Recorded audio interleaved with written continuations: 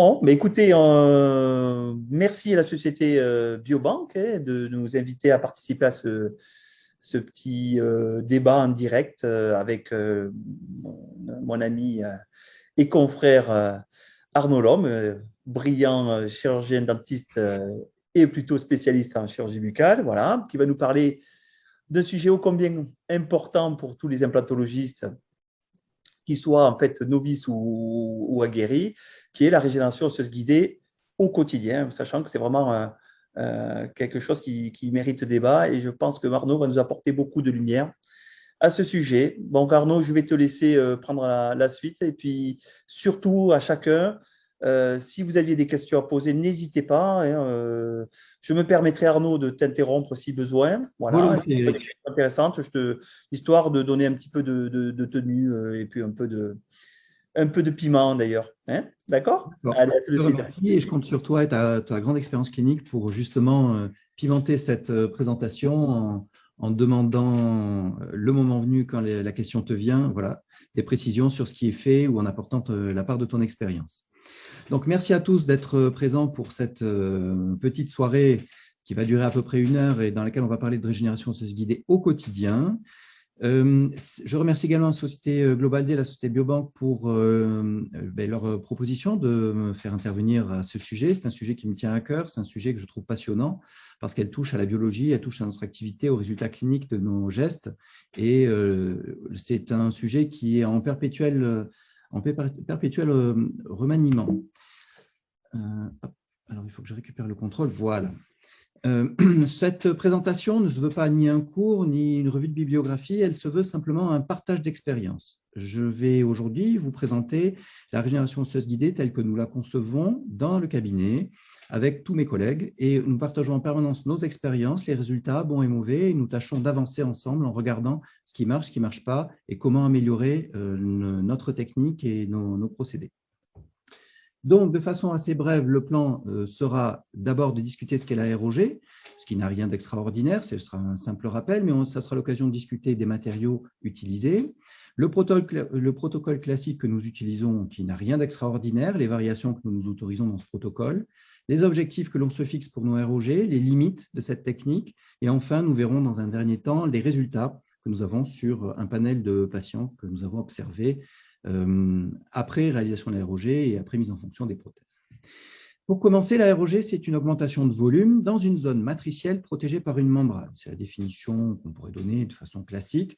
Il faut donc créer une zone et la protéger de l'action des cellules du tissu conjonctif, vous le savez tous. Elle est donc faite à la fois d'un substitut osseux et d'une membrane. Ce substitut osseux, quel peut-il être? Le substitut osseux parfait, c'est l'os autogène. C'est le gold standard parce que c'est celui qui est ostéogénique, c'est-à-dire qui contient des cellules vivantes capables de fabriquer immédiatement de l'os.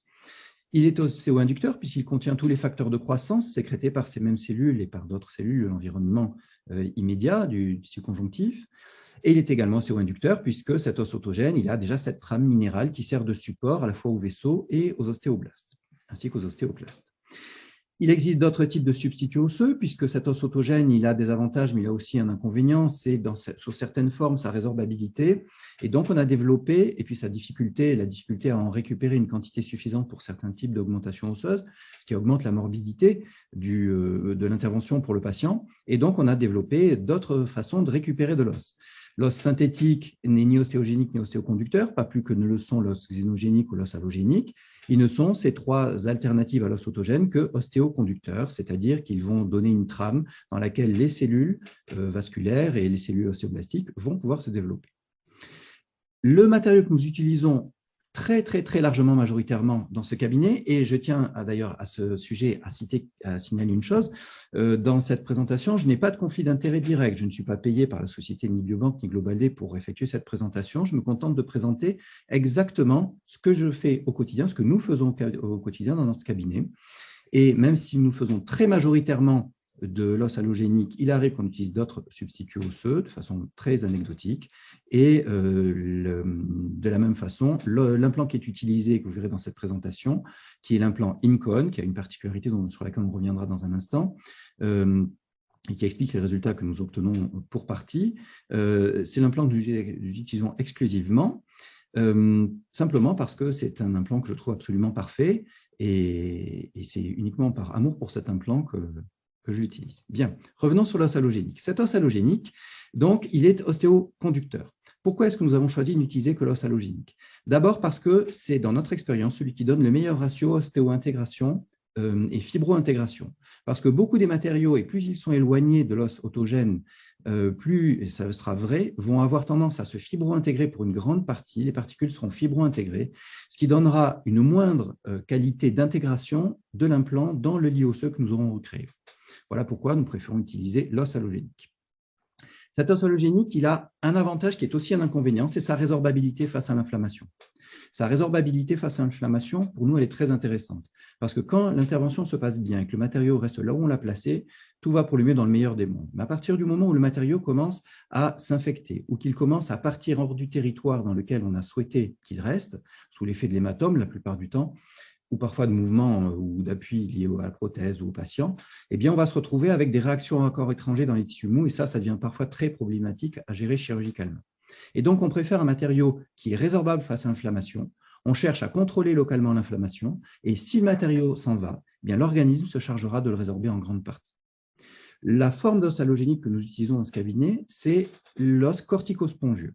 L'os purement spongieux, particulé, il nous semble beaucoup trop facilement résorbable et les résultats sont trop difficiles à rendre reproductibles. Voilà pourquoi nous préférons utiliser, dans ce que je vais vous montrer, l'os corticospongieux, mais là encore, chacun est libre d'avoir son avis sur la question. Cette grande résorbabilité fait tout l'intérêt qu'on lui trouve, c'est-à-dire qu'il est remodelable. Et quand il sera remodelé, cet os allogénique, il va radiologiquement perdre son aspect de substitut osseux et laisser place à un aspect de différenciation corticomédulaire. Et ça, c'est extrêmement important. Nous utilisons également de l'os autogène, pas en termes de prélèvement autogène symphysaire ou ramique, comme ça peut être décrit lorsqu'on fait des greffes osseuses autogènes. Simplement, on utilise très souvent l'os autogène récupéré sur les forêts. Et les forêts, notamment ce système global D, permettent de récupérer une quantité d'os autogène sur le puits de forage implantaire qui est assez phénoménal et qui nous permet de mélanger cet os au substitut osseux ou de placer directement, comme sur le protocole universellement reconnu, placer directement ces particules d'os autogènes sur la surface implantaire exposée avant de recouvrir secondairement par un substitut osseux.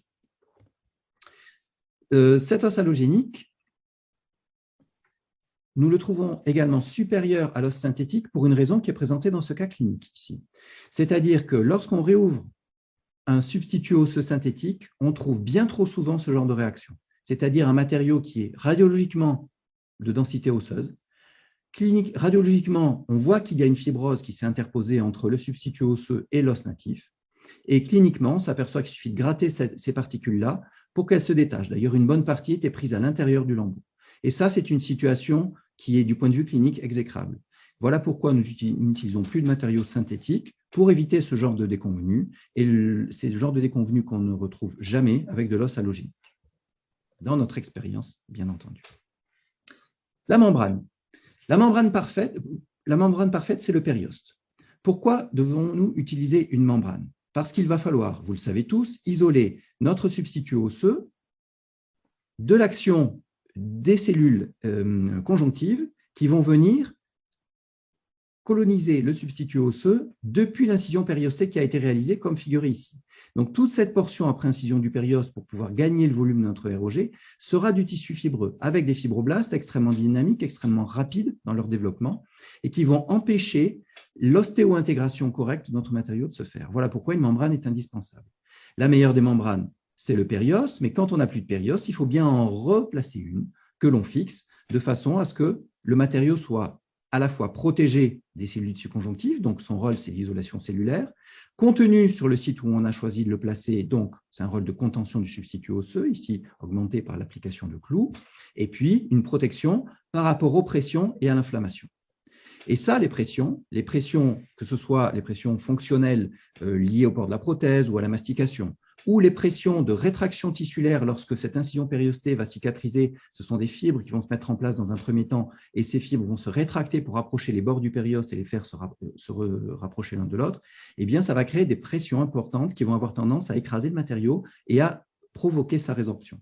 Et enfin, idéalement, cette membrane, il faudrait qu'elle ait un rôle biologique comme le rôle biologique du périoste. Le rôle de la prothèse, le rôle de pression de la prothèse est fondamental. Quand on fait une augmentation osseuse, que ce soit par une ROG ou par une greffe osseuse, il est fondamental de ne jamais utiliser de prothèse adjointe, ou alors, si on utilise une prothèse adjointe, il faut bien prendre garde à ce qu'il n'y ait aucun retour de résine en vestibulaire, et pour cela, on bannit le Valplast, qui est une prothèse pour laquelle les pressions sont totalement incontrôlées. Le lit vasculaire est très important dans une ROG, et ce lit vasculaire, il vient à la fois du périoste, si celui-ci est intact, mais si on pose une membrane au niveau pour isoler du périoste et de la fibrose, eh bien cette membrane va empêcher dans un premier temps la revascularisation de se faire, et donc la seule source de revascularisation qui conditionne la réussite de notre ROG, eh bien, elle ne viendra que de l'os environnant. On verra à quel point les parois osseuses environnantes d'une ROG sont fondamentales. Donc la membrane idéale, c'est le périoste. Elle est isolante cellulaire. Elle contient plus ou moins bien le substitut osseux suivant la quantité de périoste que l'on a décollé. Elle n'a aucune protection, ne confère aucune protection vis-à-vis de la pression et de l'inflammation. Par contre, elle a une activité biologique qui est celle que l'on recherche avant tout pour notre cicatrisation. Il existe, donc, lorsqu'on réalise cette intervention d'augmentation osseuse, on va nécessairement devoir assouplir le périoste, qui est un tissu qui a une dimension qui est donnée, puisque c'est un tissu qui est collé à l'os. Et si on choisit d'augmenter le volume osseux, on va devoir choisir d'augmenter le volume de tissu de recouvrement. Et c'est la raison pour laquelle on est très souvent obligé de réaliser une incision périostée. Alors, elle est réalisée de la façon suivante, c'est-à-dire qu'après avoir relevé notre lambeau de pleine épaisseur, on va réaliser une tension avec des précelles ici, au niveau de notre périoste, et avec une lame 15 neuve, je précise bien neuve, pas qui ait été moussée par vos incisions au contact osseux, vous allez laisser passer le fil de votre lame sur le périoste pour le libérer et faire en sorte d'accéder au tissu conjonctif qui, lui, pourra être disséqué secondairement. Alors, disséqué soit avec des ciseaux à disséquer, disséqué par la technique du brush avec soit un décolleur mousse, le type décolleur de Molt mousse, ou alors n'importe quel instrument mousse que vous pourriez avoir qui permettrait de brosser doucement ce périoste. Vous voyez que ce qui est très important… je me permets de t'interrompre là, justement, parce que c'est assez intéressant, là, parce que c'est un détail pour moi en fait, qui me paraît important pour tous ceux qui pratiquent la ROG, de bien libérer ces tensions. Et surtout, en fait, je voulais savoir si ton expérience du soft brushing, c'est-à-dire mais sans incision, est-ce que tu as déjà pratiqué? Ou est-ce que tu systématiquement… Je la pratique, mais à mon goût, je suis probablement un impatient né, elle est trop lente. Bon, on est d'accord. Donc, c'est la raison pour laquelle je préfère utiliser l'incision en faisant courir une lame 15 neuve sur le périoste, qui ouvre naturellement le périoste, qui nous donne une souplesse extrêmement importante dès le départ, qui permettra à elle seule de recouvrir beaucoup de régénération osseuse. Et puis, lorsque les régénérations osseuses guidées sont de très, très gros volumes, eh bien, on pourra aussi disséquer à l'intérieur. Et la dissection se fait non plus au bistouri, mais avec soit un instrument mousse, soit avec des ciseaux à disséquer, de façon à ne jamais léser les éléments sous-jacents, qu'il s'agisse du tissu musculaire, qu'il s'agisse du tissu vasculaire ou, a fortiori, du tissu nerveux qu'il ne faut absolument jamais léser. Voilà. Donc, cet assouplissement du lambeau, lorsqu'on l'a obtenu, eh bien, on a rompu le périoste et il faut adjoindre à notre régénération osseuse une nouvelle membrane. Les deux membranes qui sont isolantes cellulaires, ce sont la membrane PTFE, donc Gore-Tex, ou la membrane collagène. Nous n'utilisons jamais de membrane PTFE. Pourquoi? Parce que même entre de très bonnes mains, il reste quand même 20 à 25% de cas d'exposition de cette membrane, ce qui complique considérablement une intervention qu'on arrive à réaliser en routine sans ce type de complications, puisqu'avec la membrane collagène et des lambeaux bien utilisés, nous n'avons aucune exposition ou quasiment aucune exposition de membrane collagène. Donc, il est plutôt intéressant pour nous de nous garantir qu'il n'y aura pas cette suite opératoire pour le patient.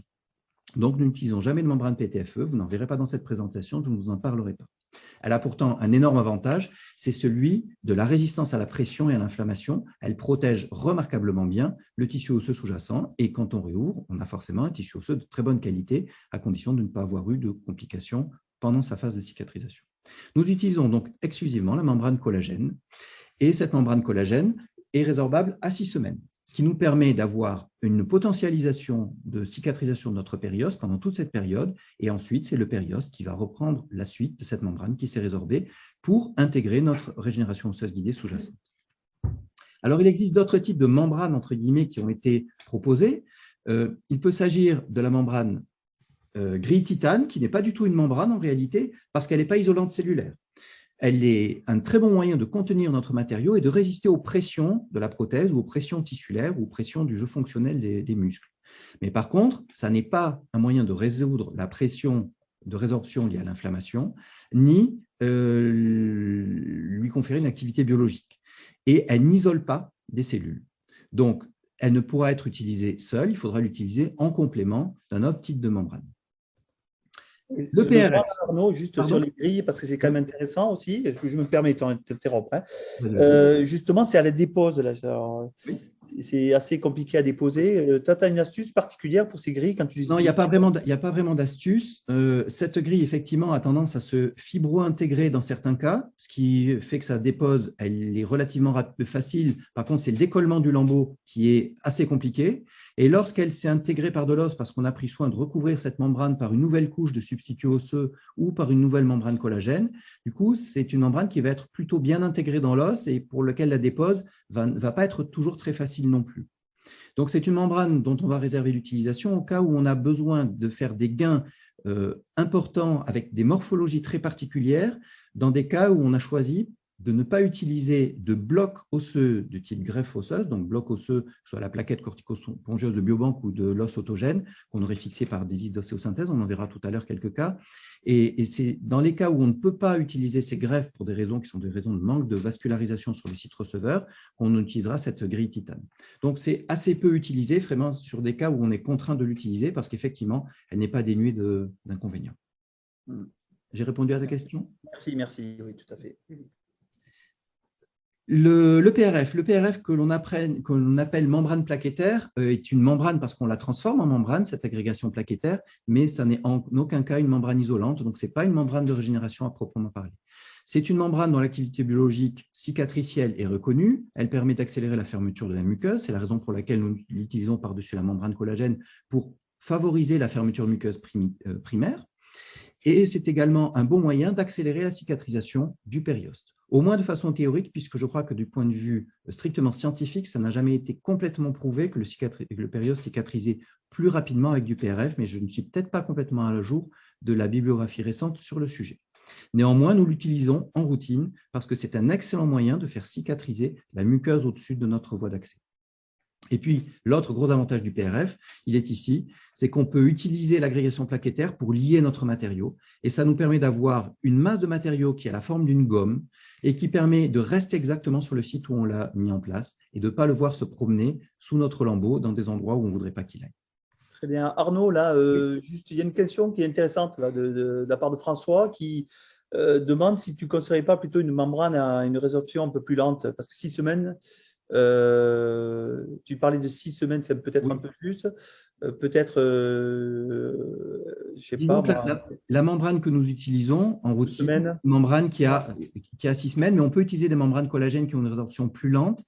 Les membranes que nous n'aimons pas utiliser dans le cabinet, c'est les membranes qui ont une double épaisseur de collagène, donc les bilaminaires, parce qu'elles ont tendance à s'exposer aussi et c'est encore une fois un inconvénient dont on se passe très volontiers. Donc tout ce que je fais, c'est vous présenter la façon que l'on a d'utiliser tel matériau et ensuite chacun verra s'il souhaite ajouter un élément, une corde à son arc, une supplémentaire. De notre côté, ça n'a pas été un élément qui nous a paru judicieux jusqu'ici. Oui, parce qu'à la réouverture, tu es toujours content, enfin, tu es satisfait de ce que tu as fait. Oui, globalement très satisfait du résultat, ça c'est certain. On est d'accord. Je laisse continuer. Sinon, j'aurais changé. Oui. Enfin, le corps adipeux. Qu'est-ce que le corps adipeux? Le corps adipeux de la joue, c'est cette boule de graisse embryonnaire qui est restée derrière le zygoma et qui occupe une partie de la joue, remonte dans la fosse temporale et que l'on peut récupérer, en tout cas certains de ces prolongements, notamment le prolongement jugal, pour venir tapisser notre zone de régénération. Ce n'est pas une membrane qui isole du point de vue cellulaire, quoique si on arrive à ne pas rompre sa capsule, ça en fait un élément isolant qui est remarquable. C'est un élément qui est très intéressant parce qu'il est à activité biologique réelle puisqu'il contient des cellules souches, donc il va accélérer considérablement l'intégration de notre ROG, comme de nos greffes osseuses. Mais ça, je laisserai le docteur Bruno Courtois en parler lors de son prochain webinaire. Il avait commencé à en parler dans le précédent, il en parlera largement dans le prochain. Donc, je ne vais pas déflorer son sujet, c'est un sujet qu'il maîtrise à la perfection, je lui laisserai en parler. Bien.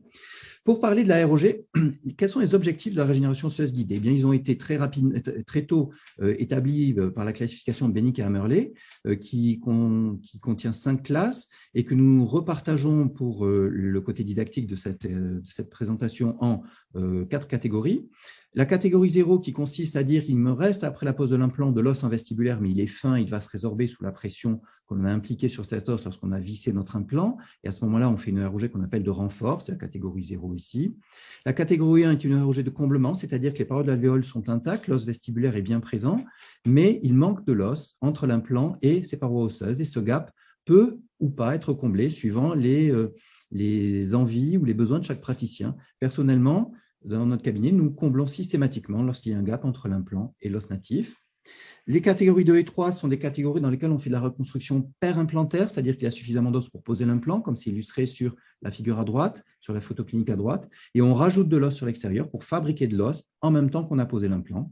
Et puis les catégories 4 et 5 sont des catégories dans lesquelles on fait de la reconstruction qui est préimplantaire.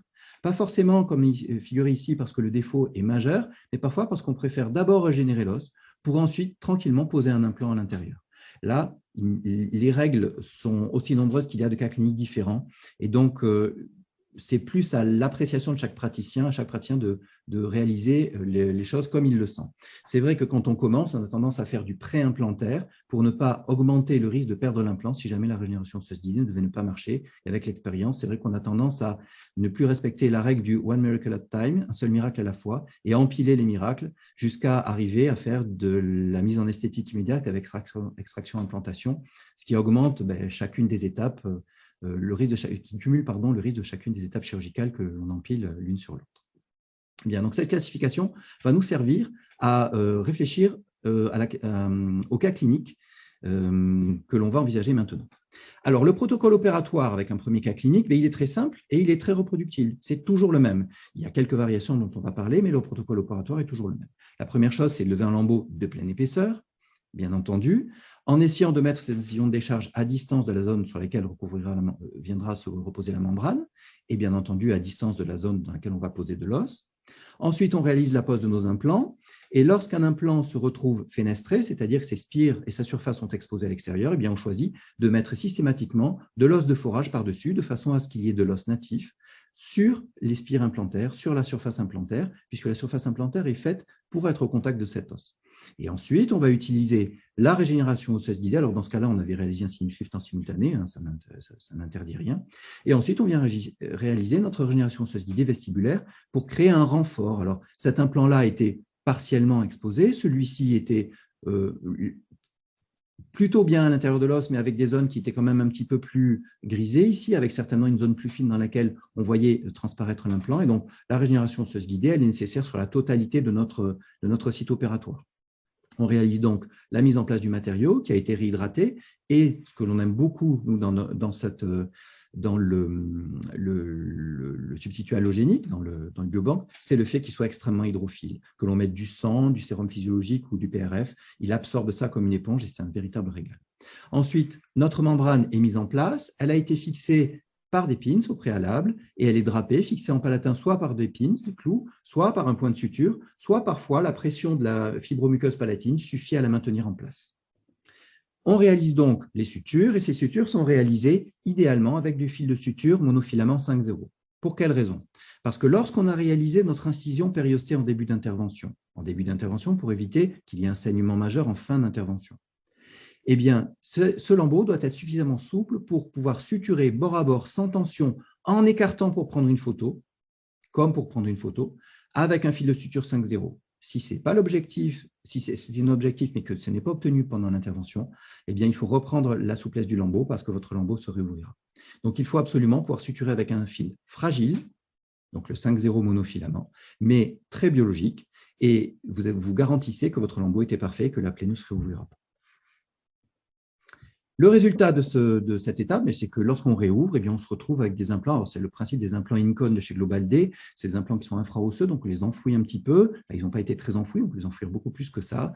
Et lorsqu'on réouvre, eh bien, on a systématiquement de l'os qui a été enlevé à la fraise ici. Et cet implant était un petit peu moins enfoui, donc il était un petit peu plus accessible. Et c'est simplement avec une curette qu'on a enlevé la petite pellicule d'os. Mais vous voyez qu'on se retrouve avec une épaisseur osseuse qui est restée la même, qui est confortable. Et quand on regarde à la radio le résultat, eh bien, on s'aperçoit qu'ici, on a déjà une différenciation corticomédulaire, c'est-à-dire qu'on voit notre cortical à l'extérieur, notre médulaire à l'intérieur. Et ça, c'est extrêmement important parce qu'à 2 ans, eh bien, ce résultat est maintenu. On a exactement le même résultat que celui qu'on avait lors des vis de cicatrisation post-opératoire. Et ce résultat, c'est clairement notre objectif. Voilà ce que l'on cherche à obtenir systématiquement quand on fait une régénération osseuse guidée. Pourquoi? Parce qu'obtenir une couche de corticale soutenue par une épaisseur de médulaire avant notre implant, c'est le meilleur moyen d'avoir ce qu'on appelle une unité autonome corticomédulaire périimplantaire. Alors, c'est un peu pompeux, mais tout ça pour dire qu'on a besoin d'avoir quelque chose qui biologiquement est autonome. En l'absence de desmodonte, il faut avoir de la corticale et de la médulaire en vestibulaire de votre implant. Sinon, cet implant, il court un risque.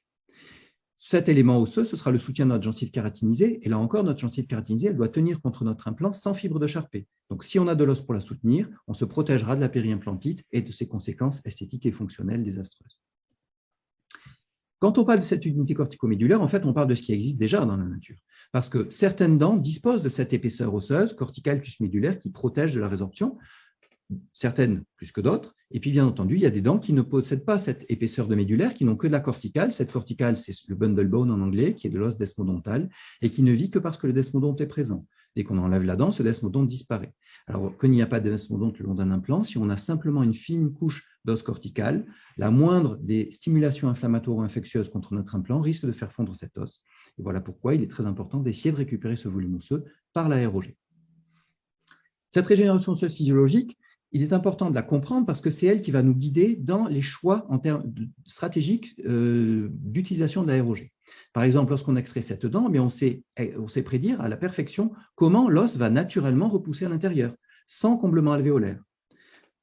Notez bien que dans notre activité, on ne fait jamais de comblement alvéolaire. Absolument jamais, sauf, tout jamais à son exception, dans les cas de comblement pour des mises en esthétique immédiate, et on va le voir dans un instant. Donc voilà comment on peut prédire exactement comment se faire la cicatrisation osseuse, de cette poutre-là à cette poutre-là. Ne cherchons pas à obtenir plus, ce sera très difficile et inconstant. On sait qu'on obtiendra une cicatrisation de cette poutre à cette poutre.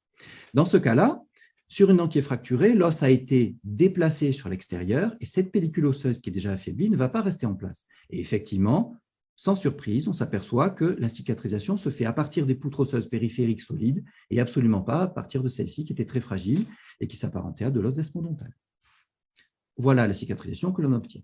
C'est exactement la même réflexion que l'on va avoir à chaque fois qu'on va avoir une ROG à faire. Par exemple, ici, si on devait faire une ROG, on sait qu'elle pourrait créer de l'os selon les lignes qui se tracent ici, exactement comme le ferait naturellement notre os. Si on cherche à récupérer plus, notamment la zone crestale, ça va devenir nettement plus compliqué. Parce que lorsque cet os cervical disparaît, l'effondrement de notre alvéole est prédictible. Alors, lorsqu'on le maintien de l'alvéole est parfaitement reproductible et prédictible. C'est la raison pour laquelle notre technique chirurgicale d'avulsion doit être une technique chirurgicale, pas une technique de boucher. C'est une technique, extraire une dent, qui est chirurgicale, qui est délicate. Et lorsqu'on a volonté de préserver cet os cervical, eh bien, il faut que notre technique s'adapte, par exemple avec une alvéolectomie apicale pour récupérer l'apex sans toucher à cet os cervical, garant de notre cicatrisation osseuse, ou lorsqu'on transforme une monoradiculée en 2 biradiculés, ce qui permettra, en séparant une racine de monoradiculée, de préserver l'os vestibulaire, qui sinon, sur une dent plutôt ovoïde comme une prémolaire maxillaire, aurait probablement été fissuré pendant le geste chirurgical. On est bien d'accord que c'est le temps d'extraction qui est très, très, très important. Il est fondamental, il guide tout. D'abord, il nous évite énormément de régénération osseuse guidée. Voilà. Et de savoir faire un bon petit lambeau pour y voir le temps. Oui, voilà. C'est ça. Souvent, il ne faut pas de lambeau. Voilà. Contrairement à ce qui a été dit dans la littérature, faire un lambeau ne crée pas de perte osseuse. C'est mal extraire une dent qui crée des pertes osseuses. Ouais. Cette régénération osseuse guidée dont on va parler, donc, elle est classée en 4 catégories. On va envisager la première, qui est la ROG de renfort. Alors, cette ROG de renfort nous permet de voir un cas clinique relativement simple, dans lequel on a un défaut osseux qui est cliniquement visible, sans même faire de radio. Lorsqu'on lève notre lambeau, on s'aperçoit qu'effectivement, on a gardé un petit peu d'os cortical au collet de l'implant, ce qui est très bien, parce que ça sert de soutien à notre ROG. Mais attention, cet os purement cortical, il va fondre sous l'effet de la pression de l'implant, la levée du lambeau, la cicatrisation, il va fondre.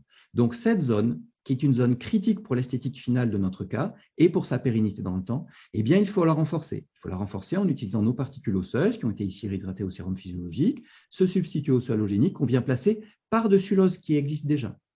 Et comme on va réaliser une augmentation osseuse de la zone cervicale, on va changer le volume qui va être nécessaire de recouvrir avec notre lambeau. On est donc obligé de réaliser une incision périostée, dont on voit ici qu'elle a été réalisée, puisqu'on voit le tissu conjonctif qui devient apparent.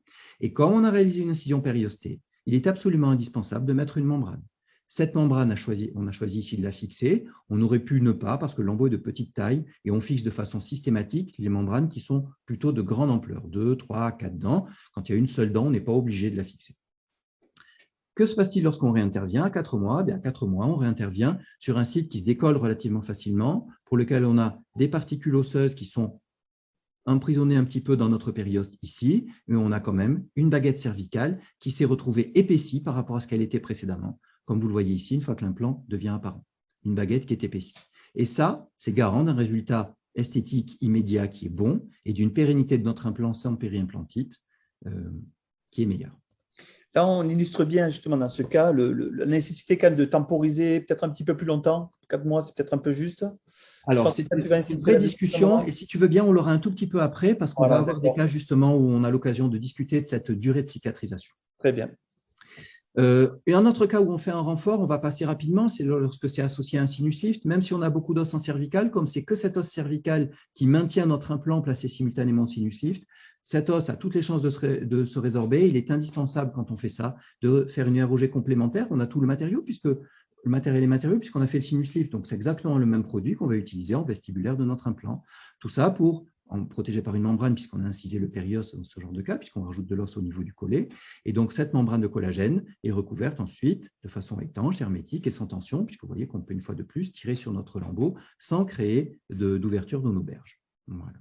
Donc là, c'est encore un cas où le renfort est indispensable.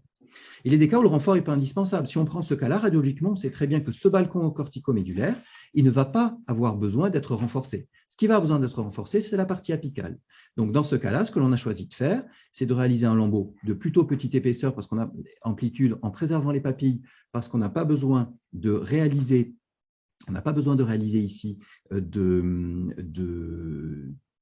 grosses régénérations cervicales. L'os cervical est déjà présent, vous le voyez ici. On réalise une greffe en apicale, une ROG en apicale, et on recouvre seulement, non pas avec une membrane de collagène, mais avec simplement nos membranes PRF. Pour quelle raison? Bien parce que le périoste, comme on n'a pas changé le volume cervical, bien il n'a pas été incisé. On n'a pas changé le volume global de notre site.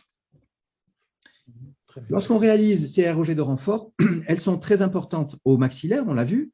Au maxillaire, il est très facile d'obtenir de l'os parce que c'est une véritable éponge. Il n'y a pas de corticale épaisse au maxillaire à la mandibule. Le problème est totalement différent. Même si on veut réaliser une petite ROG ici, les perforations corticales deviennent indispensables pour amener depuis l'endoste le puits vasculaire et cellulaire qui va amener nos cellules osseuses en surface. Parce que sinon, le périoste seul ne suffira pas à obtenir une cicatrisation osseuse de notre régénération osseuse guidée. Vous voyez ici qu'on a lié nos particules d'os halogénique avec le PRF. On vient recouvrir ensuite, en mettant en place nos vis de cicatrisation dans le même temps, ce qui nous permet de récupérer 4 mm de diamètre sur notre lambeau, qui correspond peu ou prou à ce que l'on a rajouté comme os en épaisseur. Ce qui permet d'effectuer des sutures sans tension sans avoir incisé le périoste. Et du coup, on n'a pas besoin de rajouter une membrane de collagène. Le périoste joue le rôle de membrane naturelle. Ces ROG de renfort, elles sont fondamentales parce que lorsqu'on ne les fait pas, voilà ce à quoi on s'expose. On s'expose à des pertes osseuses en vestibulaire de notre implant dès la mise en fonction, sous l'effet de l'inflammation et des contraintes de mastication cumulées. Donc, il est très important de ne pas hésiter, même si on a de l'os, à se dire « je vais peut-être en rajouter un peu parce que cet os, il va être trop fragile ». Et ça, c'est le résultat d'une analyse radiographique préalable. Alors, on parlait du comblement tout à l'heure. Eh bien, ce comblement, c'est la situation idéale pour la ROG. Parce que lorsqu'on a de multiples parois osseuses comme ceci, quoi qu'on mette à l'intérieur de cette alvéole, que ce soit notre substitut halogénique ou de l'os autogène, ça marchera. D'autant plus qu'on n'a pas d'incision périostée à faire puisqu'on ne change pas le volume au niveau du collet de notre site opératoire. Donc, voilà le type de résultat que l'on peut obtenir à 6 mois avec un os néoformé qui est absolument parfait et des implants qui sont endossés. On peut obtenir le même résultat avec l'os autogène de fourrage puisque placé dans une cavité osseuse sans pression et avec un respect total du périoste, voilà le type de cicatrisation que l'on va obtenir au bout de 4 mois, ce qui est encore plus rapide. Là encore, lorsque le défaut est au niveau du palais, on a juste à combler ce petit défaut simultanément à notre intervention pour obtenir un résultat qui, au niveau du palais, est tout à fait satisfaisant. On a récupéré le volume osseux qui était déficient au départ, avec le résultat clinique. Alors, la question du comblement alvéolaire après avulsion, elle peut être posée. Personnellement, je n'en fais pas. Pour quelle raison? Parce que rien ne tient mieux votre implant que l'os natif.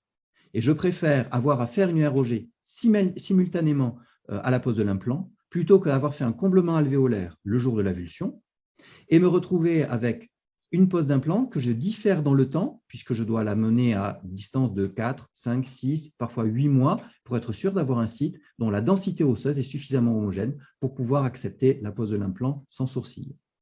Mais ça, c'est un choix personnel. Et je sais que la littérature propose beaucoup d'autres alternatives et elles sont toutes certainement louables, mais dans notre activité, nous ne faisons jamais de comblement alvéolaire. Il y a un côté économique aussi à noter. Parce que Oui. à chaque extraction, tu fais un comblement. Bon, après, ça alourdit la note. Alors, je ne vais pas rentrer sur ce terrain-là. Mais non, bon, ça n'est un. C'en est un. Lorsqu'on réalise un comblement, en fait, c'est plus souvent dans ce genre de situation. Un patient sur lequel on a une densité osseuse médulaire qui est très mauvaise, lorsque la pose de l'implant est réalisée, l'implant plonge littéralement dans la médulaire et on le perd. Il tombe littéralement dans l'os médulaire sous-jacent parce que la densité osseuse est insuffisante chez ce patient. C'était un jeune patient, mais ça aurait très bien pu être un patient en ostéoporose, une dame ménopausée ou un homme qui a eu des traitements corticoïdes au long cours, par exemple, enfin toutes ces situations qui amènent à des situations ostéoporotiques et qui peuvent nous amener à une déplétion minérale à l'intérieur de votre mandibule. Et donc, dans ces cas-là, ce que l'on fait, plutôt que de poser un implant qui est instable, on choisit de ne pas le poser, mais de combler avec du biobank. On reminéralise la médulaire. Et voilà le résultat que l'on obtient après la réalisation de la couronne, la pose de l'implant. On voit que du coup, on a un os qui a complètement changé de physionomie. On a redonné de la consistance minérale à notre os. Et ça, je ne me verrais pas le faire avec autre chose que de l'os qui est déjà de l'os, à savoir de l'os allogénique. À la limite avec de l'os autogène, mais son côté minéral aurait peut-être été insuffisant. Abordons maintenant l'autre partie du comblement, c'est la mise en esthétique immédiate. Cette mise en esthétique immédiate, c'est un protocole que vous connaissez bien et qui consiste, lorsque des dents ne sont plus récupérables, mais qu'elles ont un rôle esthétique majeur et que l'environnement gingival correspond exactement à ce que l'on souhaite, eh bien, on peut réaliser ce protocole. Alors, tu vas me dire, ici, on n'a pas vraiment ce que l'on souhaite. Mais il se trouve que ce patient, il se serait bien vu avec une incisive contralatérale, donc celle qui n'a pas de perte gingivale, un petit peu plus longue. Donc, dans l'hypothèse, c'était de prendre plutôt cette hauteur de collet comme référence que celle-ci.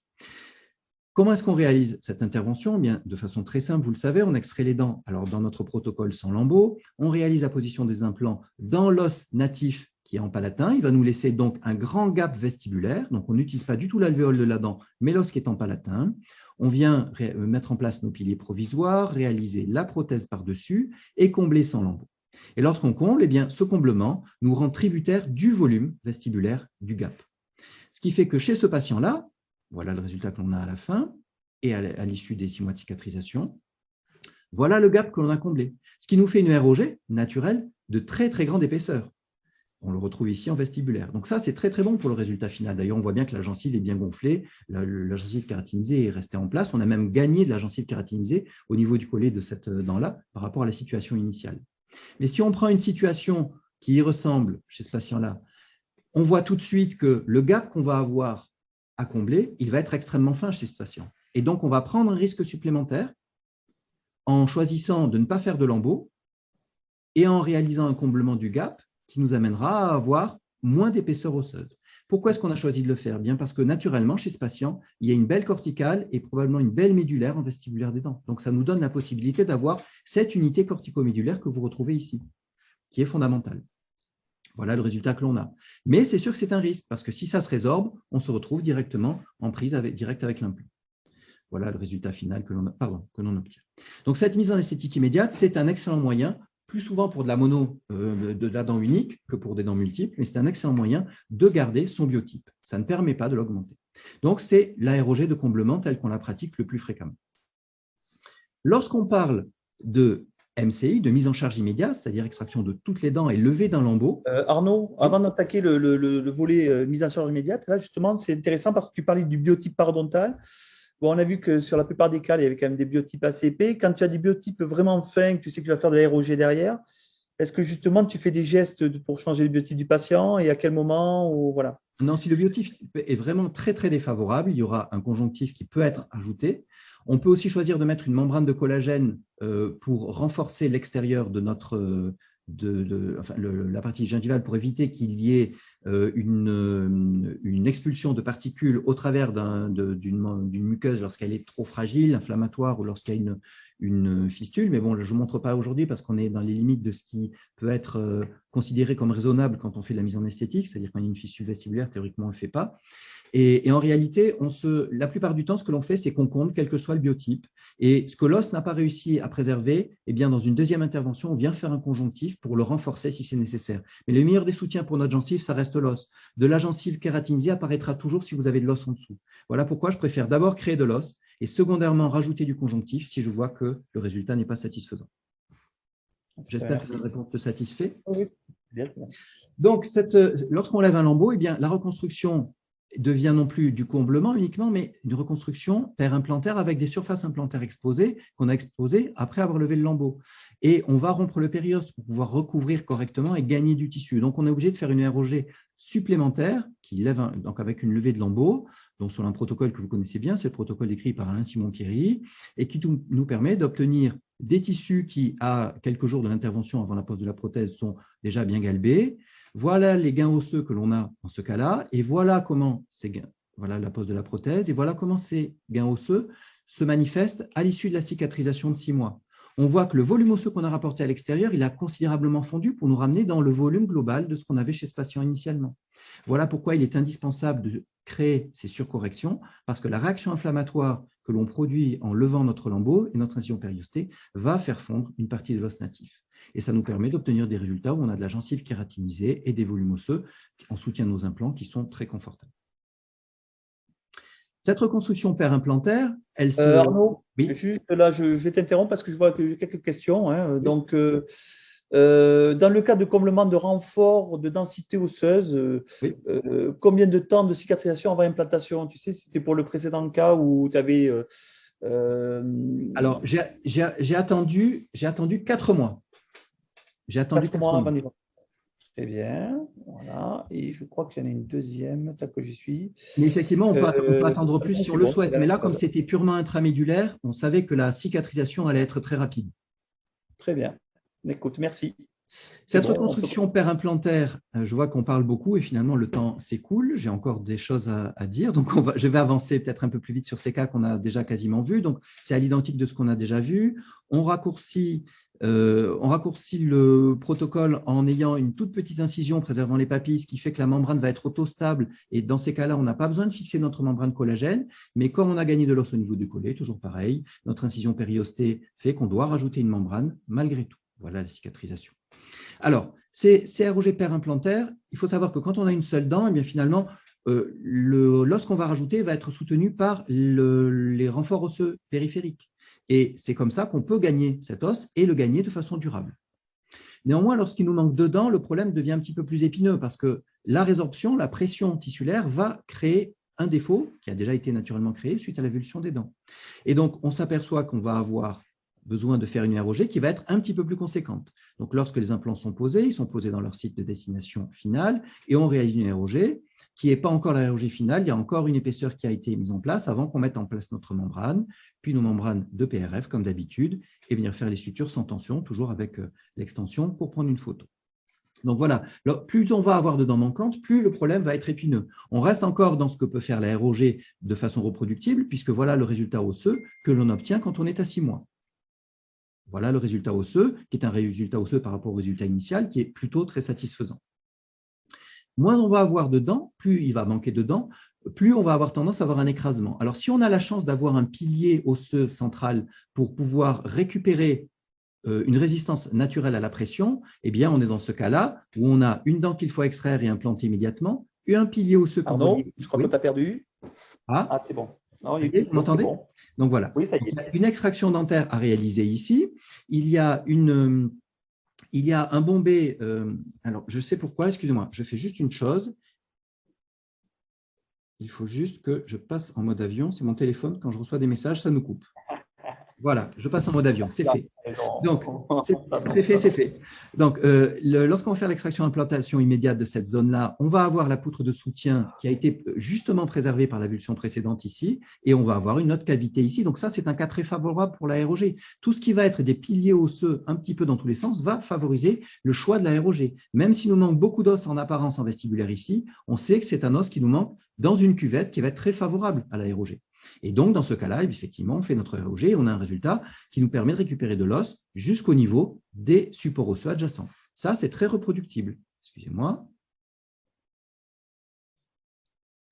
Lorsque, donc, toutes ces situations dans lesquelles on a plusieurs supports osseux, ici, que ce soit ici avec l'épine nasale antérieure, ici avec l'espèce de tunnel qui avait été créé par les infections chroniques précédentes sur ces dents, ce sont des situations extrêmement favorables. Maintenant, lorsqu'on n'a pas ce genre de situation et qu'on se retrouve dans ce que j'appelle un champ plat, c'est-à-dire une zone plate qui a été dépourvue de soutien osseux natif, eh bien, on va avoir une résorption qui va se produire de façon inéluctable.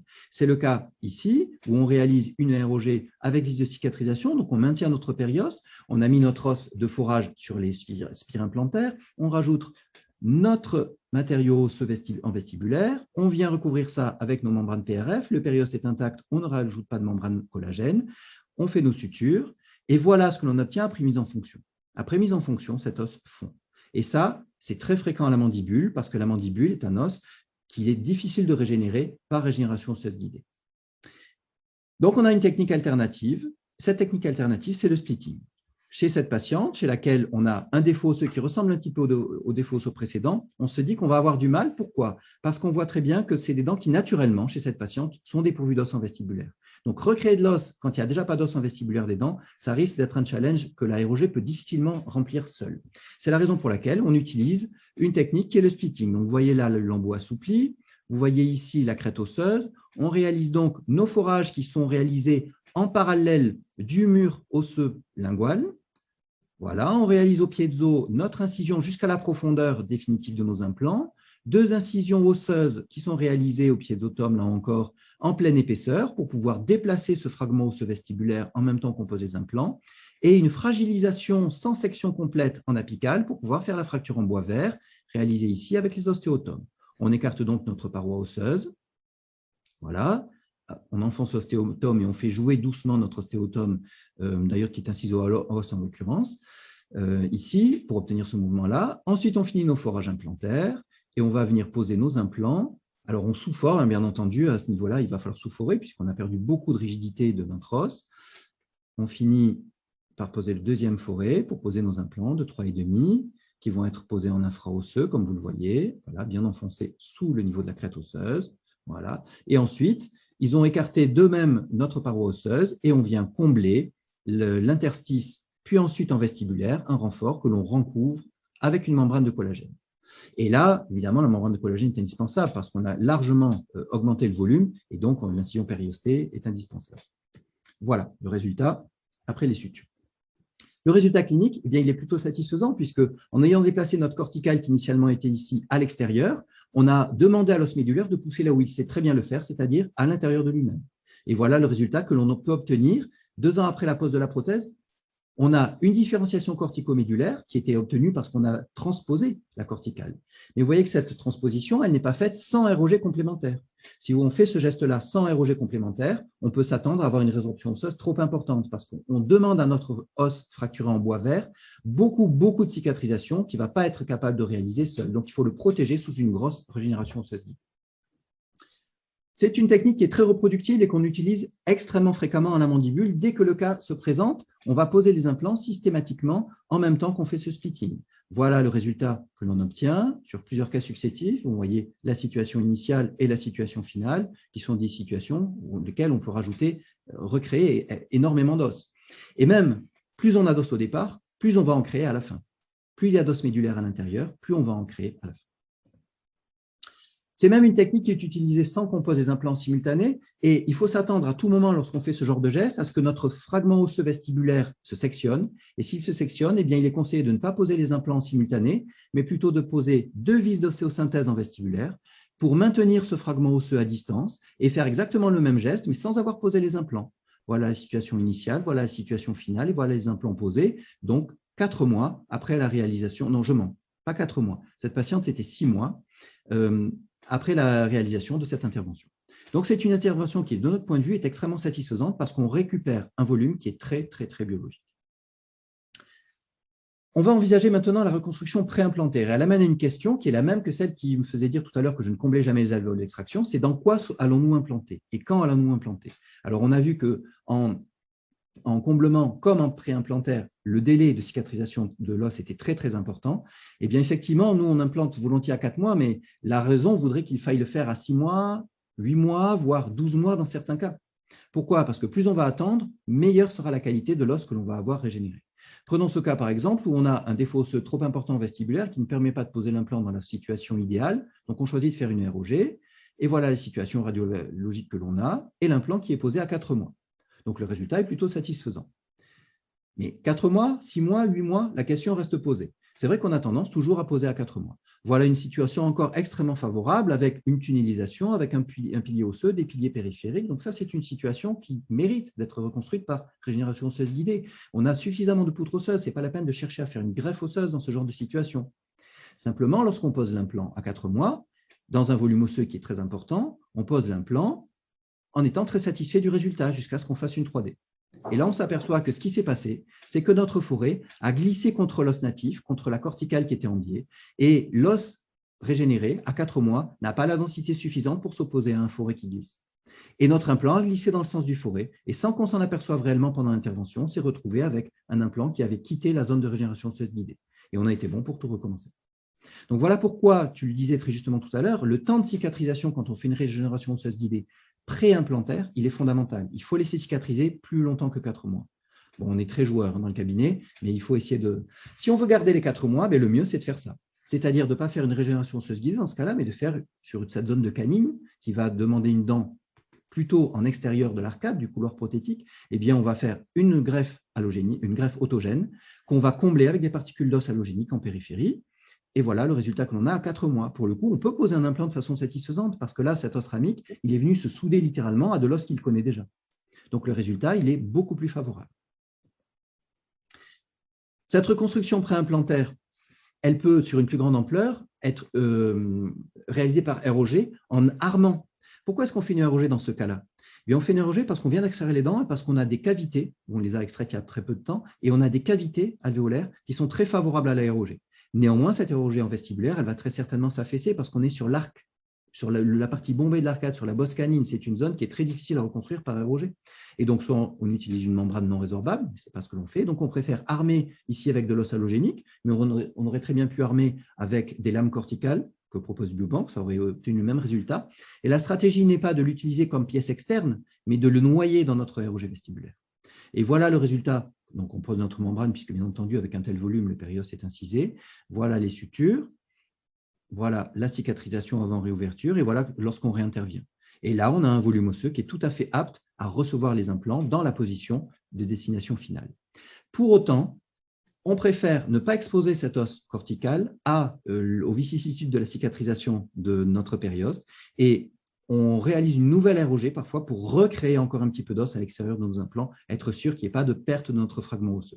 Donc, on renoie notre greffe osseuse à l'intérieur de la ROG.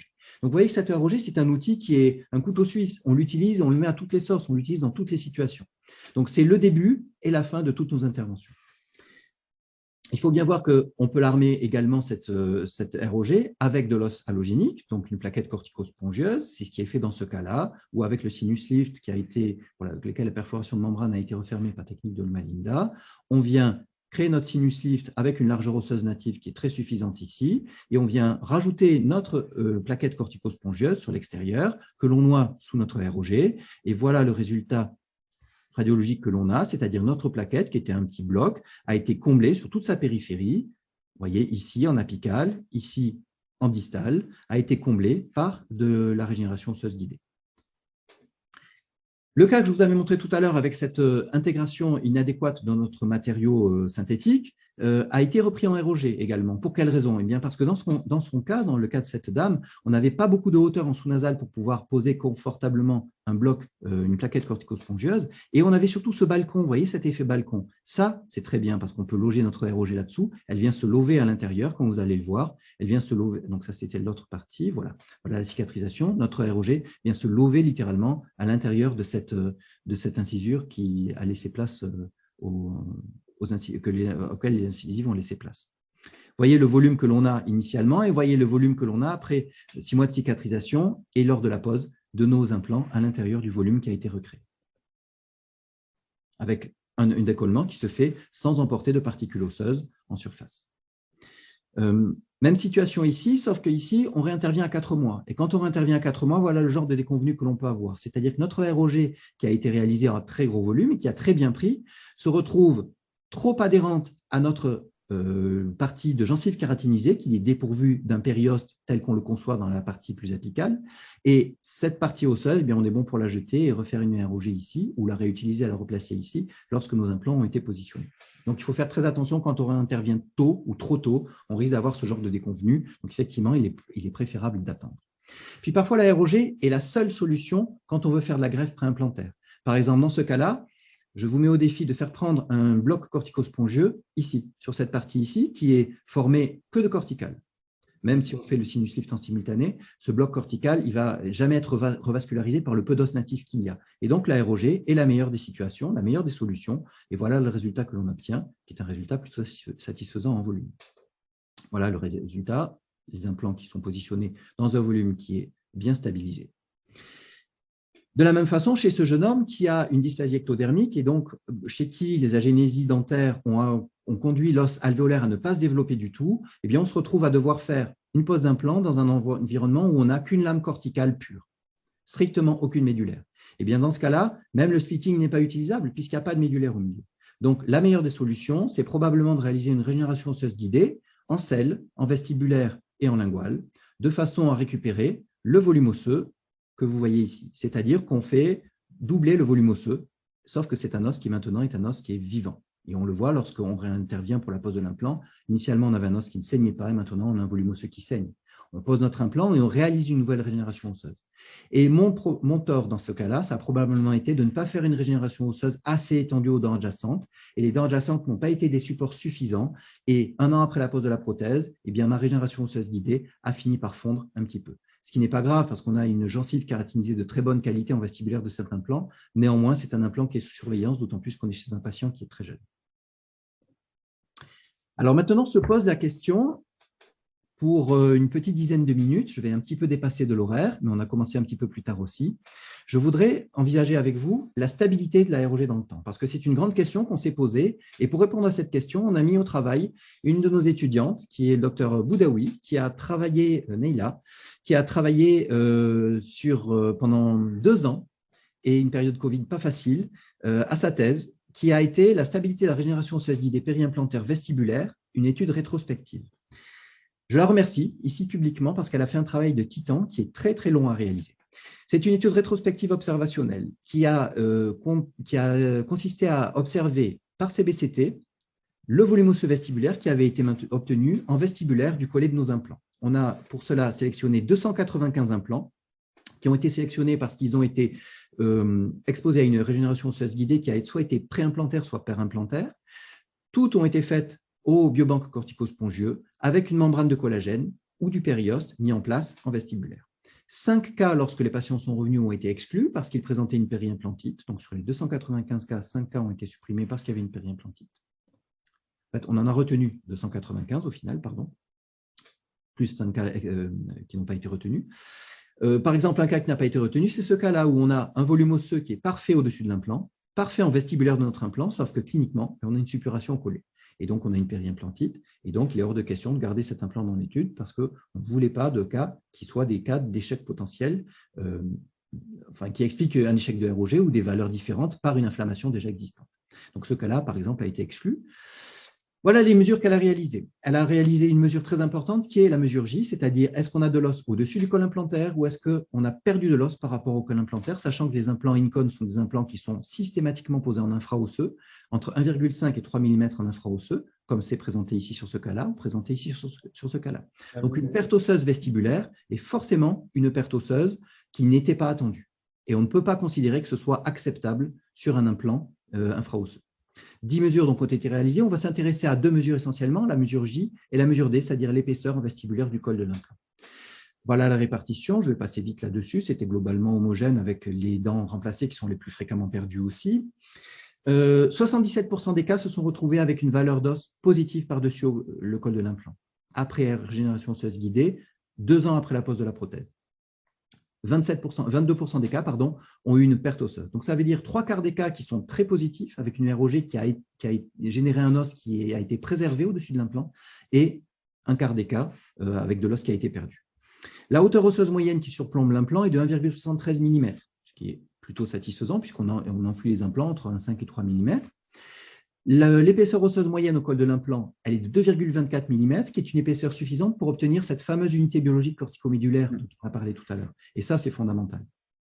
Le gain osseux moyen, il était de 1,22 mm en vestibulaire, hein, la valeur D ici, la valeur A-K, pardon, la différence entre la valeur finale et la valeur initiale. Donc, la ROG a permis d'épaissir sur 1,22 mm au final, avec un écart type qui est énorme.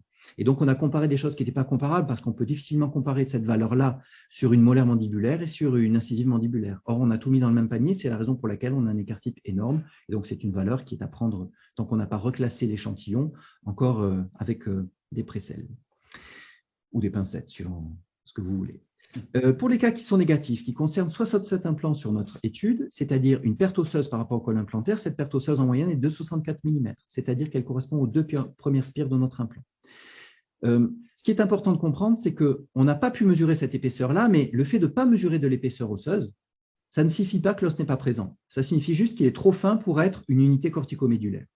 Et quand on est intervenu de façon tout à fait anecdotique sur cet implant, parce qu'il a fallu poser des implants plus en arrière, on s'est dit, tiens, on va regarder si effectivement il n'y a pas d'os sur cet implant, parce qu'à faire de la ROG en arrière, autant la faire en avant. Et bien voilà, on s'est aperçu qu'en fait, on avait de l'os en vestibulaire de notre implant, mais très fin, qui laisse passer quelques spires par endroit. Donc on a bien de l'os, mais on a un os qui est fragile. Et ce n'est pas l'objectif d'une régénération osseuse guidée. Lorsque l'os se stabilise, on s'est aperçu que l'épaisseur retrouvée, c'était 2,21 mm. Et donc, de nouveau, quand il se stabilise avec une unité biologique qui est, pour le coup, récupérée. Donc, cette unité biologique, c'est quelque chose que l'organisme essaie de créer. Donc, ce qui compte pour nous, c'est d'essayer de recréer cet os et de le garder. Puis, évidemment, on a comparé des choses qui n'étaient pas nécessairement comparables, puisque 50% des cas dans lesquels on a une perte osseuse sont des implants multiples, c'est-à-dire pour lesquels on n'a pas de soutien desmodontal des dents adjacentes et donc pas de soutien alvéolaire. Donc, c'est normal qu'on ait plus de pertes sur ces cas-là. Autre valeur très intéressante, c'est quand on a regardé quand se situe la résorption, on s'est aperçu que dans 31% des cas, la résorption était précoce, elle était inflammatoire. Donc, l'inflammation est la cause de la perte osseuse en 31% des cas. Et ensuite, c'est la mise en fonction de l'implant qui est responsable de 69% des pertes osseuses. Ça signifie qu'il faut faire très attention à l'occlusion que l'on crée et aux forces latérales parce que c'est probablement elles qui génèrent beaucoup de pertes osseuses vestibulaires. Alors pour autant, ces pertes osseuses vestibulaires, elles ne sont pas dramatiques puisqu'on a vu que dans notre étude, 3/4 des cas avaient de l'os au-dessus de l'implant, ce qui est très bien, mais 1/4 des cas n'en avaient pas. Et les cas qui n'ont pas d'os en vestibulaire n'ont pas pour autant déclenché de périimplantite à 2 ans. Donc ça veut dire qu'on n'est pas non plus extrêmement inquiet, mais on reste méfiant, on reste vigilant, comme on dit. Dans 3/4 des cas, le substitut osseux était visible en vestibulaire et il était visible la plupart du temps avec une différenciation corticomédulaire. Quand j'ai du matériau ici, je ne sais pas si c'est du matériau qui est aussi intégré ou pas. Alors que quand j'ai une différenciation corticomédulaire à 2 ans, je sais que c'est devenu de l'os. Et ça, pour moi, c'est fondamental et c'est ce qui fait que je peine toujours à utiliser du xéno parce que le xéno-os a tendance à être beaucoup plus minéral à la radio et du coup, il ne subit pas cette différenciation corticomédulaire. Et ça me pose un problème. Voilà les résultats qui sont reproductibles, puisque dans plusieurs cas, on a obtenu le même résultat, c'est-à-dire cette différenciation corticomédulaire à 2 ans. Ça, je l'ai dit, on va passer dessus.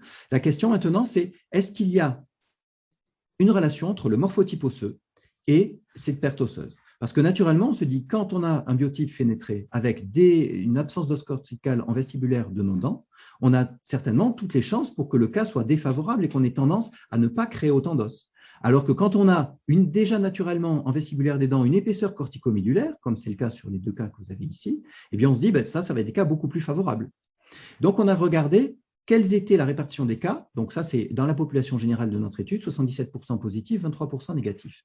On a regardé, en fonction du type, comment se faisait cette répartition. Et on voit qu'on perd beaucoup de cas positifs lorsqu'on est dans un type fénétré. Donc ça, c'est effectivement les types fénétrés, des cas qui sont défavorables. Il va falloir augmenter notre régénération osseuse guidée en épaisseur parce qu'on va avoir besoin de plus de soutien que n'en procure la nature en temps normal. Lorsque le type est cortical, c'est-à-dire que de l'os cortical en vestibulaire de nos dents, on retrouve des valeurs qui sont assez proches, même si elles sont un peu plus favorables, et encore plus favorables, légèrement plus favorables en type C. Donc, ça veut dire qu'on a effectivement, intuitivement, des types anatomiques qui sont favorables et des types anatomiques qui sont défavorables sur lesquels il ne faudra pas lésiner sur la quantité d'augmentation osseuse. Et puis, pour terminer, on a cherché à savoir si la position vestibulaire ou palatine de l'implant avait un impact également.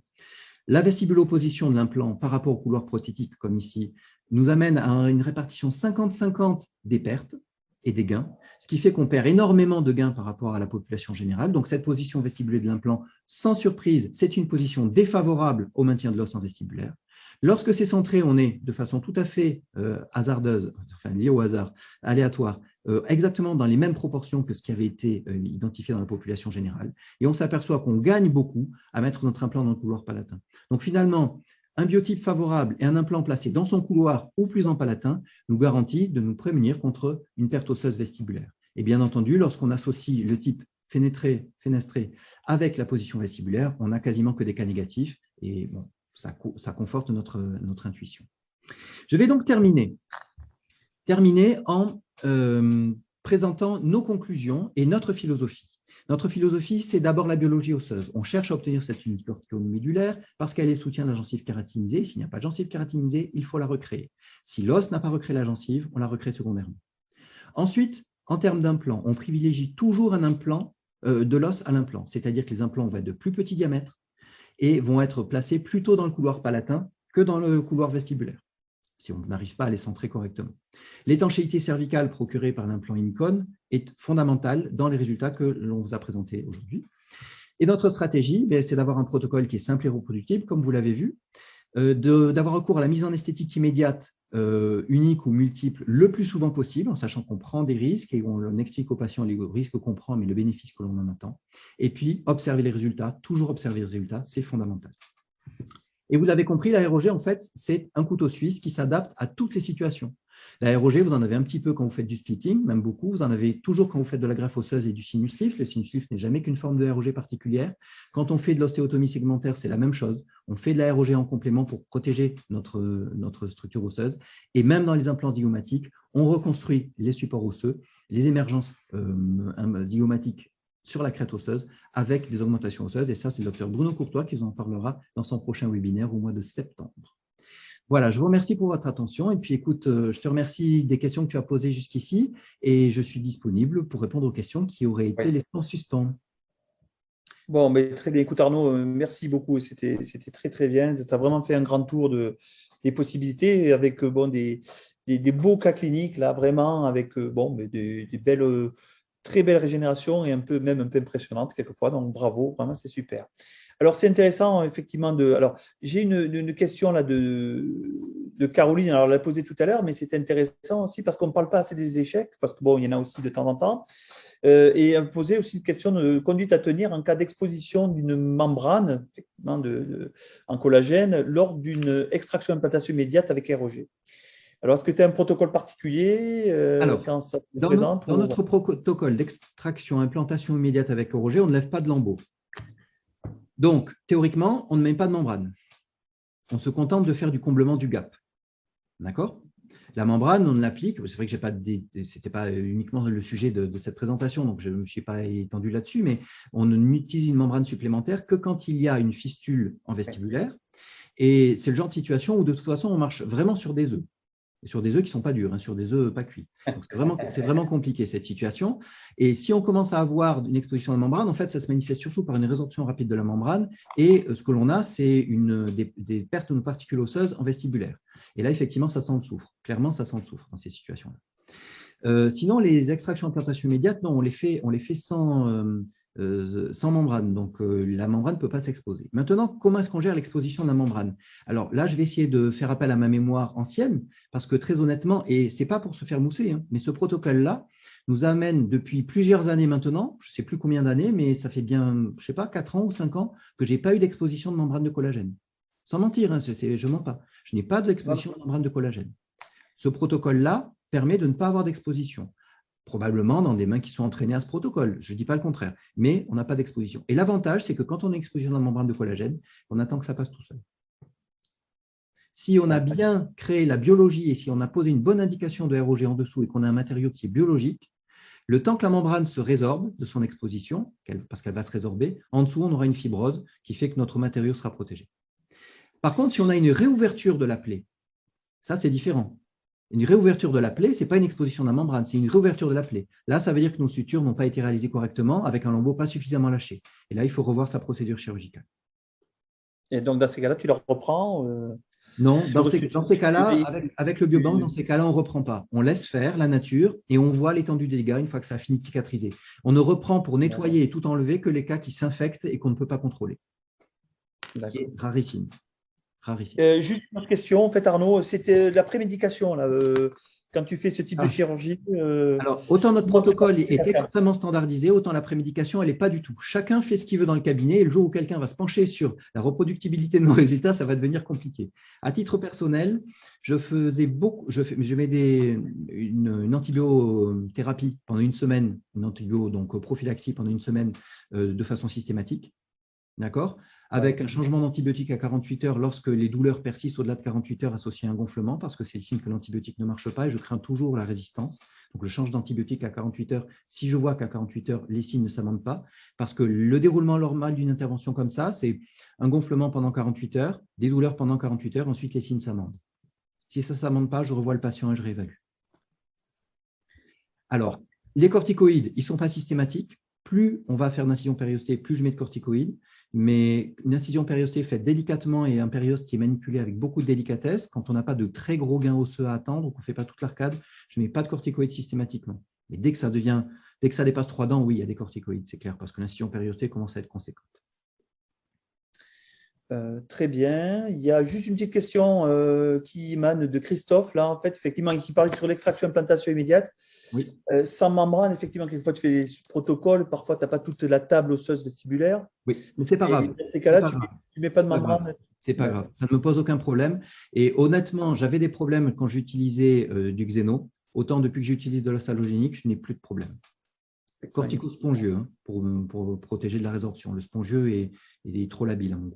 Donc, l'adage qui dit no buccal bone, no implant, pas d'os vestibulaire, pas d'implant, c'est vrai qu'on le contourne facilement et notre expérience d'un cabinet, c'est qu'on peut effectivement le contourner. Tous les résultats que je vous ai montrés, c'est des cas sur lesquels, je suis désolé, l'os vestibulaire, quand on doit extraire une dent dans ces situations-là, 9 fois sur 10, l'os vestibulaire, il n'y est plus.